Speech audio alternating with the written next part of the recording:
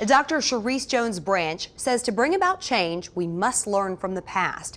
She says recognizing the work of Black medical professionals decades ago will help our future doctors, nurses, and patients of color. One of the things that's important is to increase their visibility. Let's acknowledge that these folks are in these spaces and that they are practicing. There have always been people in these communities who have provided some sort of outreach to change health outcomes in minoritized communities. It wasn't as if there was the complete absence of those kinds of folks.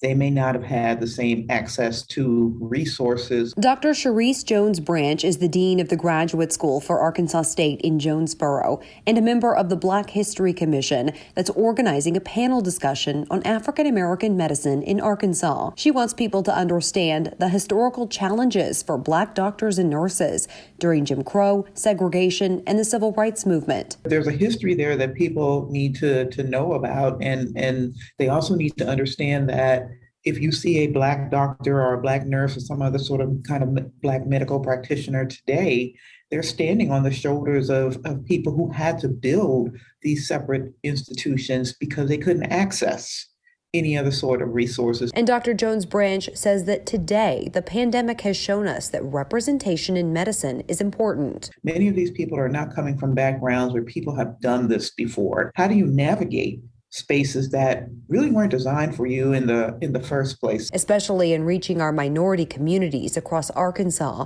She says scholarships, outreach, and mentoring is critical. If, for example, a student from an underrepresented background wants to go on to medical school, they need to talk to people who have already done it. All of that goes hand in hand with showing people the importance of pursuing these kinds of careers, supporting them while they're in school, and also continuing to support them and create and engage in those networks once they've graduated from these programs.